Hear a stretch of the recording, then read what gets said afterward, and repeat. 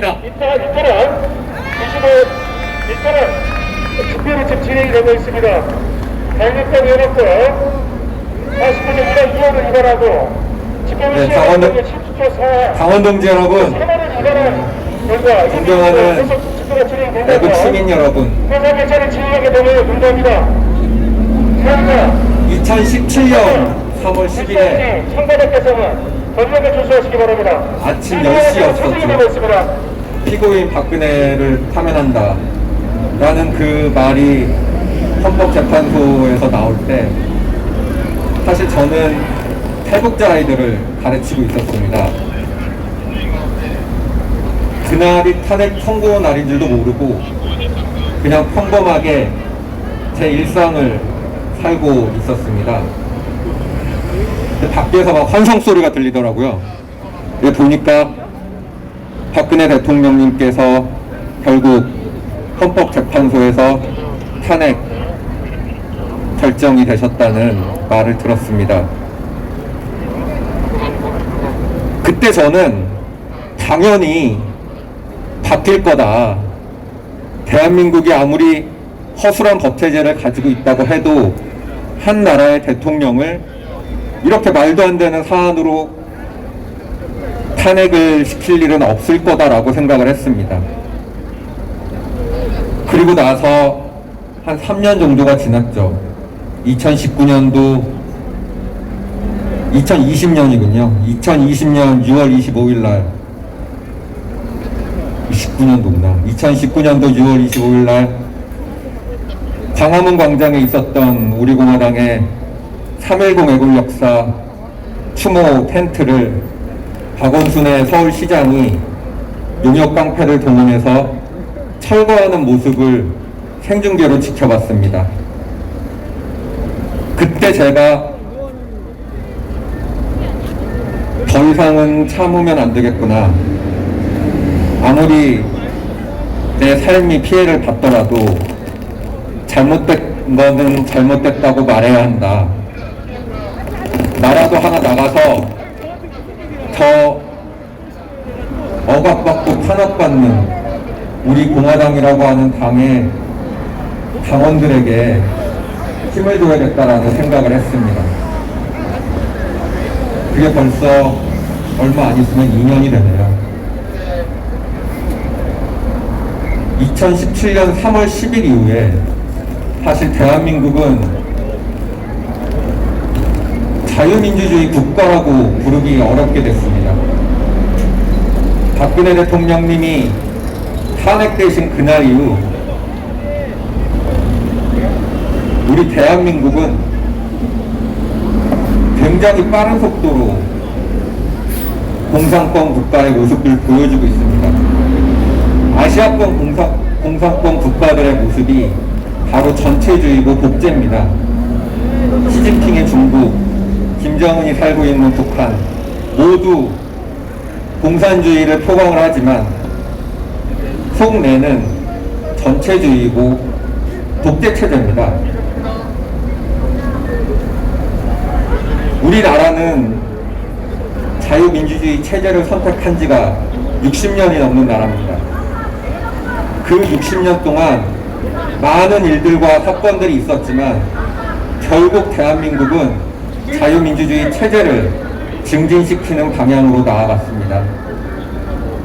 그런데 2021년 3월 10일 오늘 우리 대한민국의 모습은 어떻습니까? 문재인 씨는 부끄러움도 없이 그냥 나라가 자기 거라고 믿고 있습니다. 더불어민주당 사람들은 누가 감히 나를 건드려 라는 식으로 부정부패를 해도 사과하지도 않고 이번 서울시장, 부산시장 재보궐이 어떻게 일어나게 됐습니까? 박원순의 권력형 성추행, 오거돈의 권력형 성범죄로 일어난 재선거입니다. 그 선거에서 후보를 내면서 부산에는 가덕도 신공항을 선물로 두고 서울은 이제 곧 터질 겁니다. 그냥 진흙탕 싸움으로 조직표를 이용해서 한번 찍어 눌러보자 라는 전략으로 나오게 될 겁니다. 앞이 굉장히 어둡습니다. 우리 한 공당의 그래도 나름 제3정당의 우리공화당의 최고위원인데 당원 동지분들께 이렇게 하면 한방의 모든 문제가 해결됩니다라는 말씀을 드리질 못해서 정말 죄송합니다. 하루에도 수십 번씩 생각을 합니다. 많은 고민들을 하고 어떻게 하면 이 자유대한민국 지켜낼 수 있을까? 우리 공화당 당원 동지분들이 스스로 자랑스러워할 수 있는 정당을 만들기 위해서 어떤 행동을 해야 되고 생각을 해야 될까? 그런데 그 정답이 딱히 없는 것 같습니다. 우리는 우리가 믿고 있던 신념, 그리고 우리가 믿고 있는 지도자, 우리 박근혜 대통령님이 하셨던 것들, 왜 이분이 이런 상황에서 이런 선택을 하셨을까? 왜 이분은 탄핵 당시에 국민들께 자신의 억울함을 호소하는 말 한마디를 남기시지 않았을까? 왜 이분은 애국우파 국민들이 끝없이 쓰러져 가고 있는데 오늘 이 시간에도 누군가는 피눈물을 흘리고 있을 텐데 그 분들에 대해서 왜 말씀을 하고 계시지 않을까? 그분의 생각을 이해하려 들고 그분이라면 어떻게 행동을 했을까를 생각하면서 하루하루를 버텨내는 것이 우리들의 몫이라고 생각을 합니다. LH 문제만 봐도 그렇습니다. LH 한국주택공사는 한낱 공사일 뿐입니다. 공무원도 아니고 공기업의 직원이 그 산하기, 그 상위기관 국토부의 허락도 없이 수십억의 돈을 시중 농협에서 대출을 받고 그 농협에서 대출받은 것이 심지어는 내부 조사에서 드러나지도 않았습니다. 국토부 그리고 청와대 그 윗선까지 연관이 돼 있지 않다면 LH 문제가 LH 직원들이 이렇게 담대하게 투자를 할 수는 없을 겁니다. 부산에 가덕도를 만든다고 하니 가덕도 땅을 오고돈 일가가 아무 거침없이 샀던 게 드러났죠. 과연 가덕도까지 이어주는 다리, 철도, 도시 예상 지역에는 국민의힘당 의원이 없을까요? 더불어민주당 의원들은 정말 가덕도, 부산에 땅 한 푼 투자하지 않았을까요? 아니죠. 투기하지 않았을까요? 우리는 이런 세상을 살고 있습니다. 우리 공화당을 빼곤 주변이 다 적입니다. 우리 스스로의 힘으로 뚫고 나가기 위해서는 우리에게 필요한 것은 국민들의 동의입니다. 국민들이 우리 공화당과 함께 해줄 때야만이 우리가 힘을 내서 한 걸음 더 앞장서 나갈 수 있습니다. 우리는 길을 만드는 사람들입니다. 국민 여러분들이 힘을 내서 우리가 낸 길을 따라올 수 있도록 국민들께 희망을 주는 정당, 국민들께 꿈을 안겨주는 정당이 되어야 할 겁니다. 그래서 힘을 많이 드리는 연설을 하고 저도 좀 구호도 하고 해야 되는데 요새 정말 머릿속이 많이 복잡해요.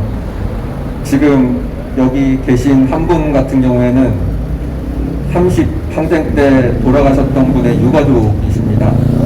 그 부인 되시는 분이신데 이런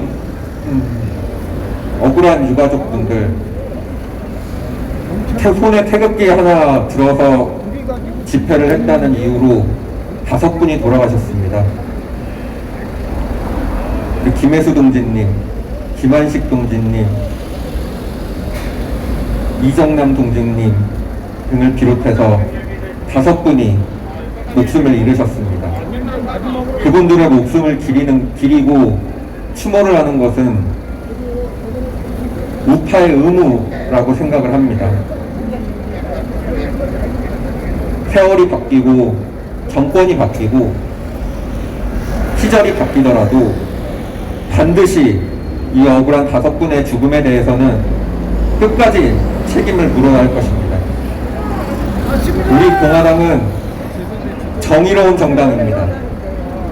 우리 공화당이 외로운 것은 남들과 타협을 하지 않았기 때문입니다. 우리가 문재인만 적이 아닙니다. 우리는 비겁했던 탄핵 세력들, 탄핵 장단들과 함께 탄핵의 강을 건너자고 했었던 국민의 힘이 우리의 적입니다. 거대 여당, 야당, 청와대 모두가 다 적입니다. 이럴 때 우리가 할 수 있는 유일한 길은 한 명이라도 더 당원으로 모집시켜서 그분들이 행동할 수 있도록 용기를 주고 끝까지 문재인 정권에 남아있는 한 사람까지도 모조리 다 감옥에 집어쳐넣는 것뿐입니다. 당원 동지 여러분, 최선을 다하겠습니다. 끝까지 희망 잃지 않고 투쟁하겠습니다. 당원 동지 여러분들께서도 끝까지 아무리 어두워 보여도 희망을 잃지 마시고 함께 손에 손을 잡고 같이 투쟁해 주셨으면 합니다. 감사합니다. 네, 이정우 최고위원 말씀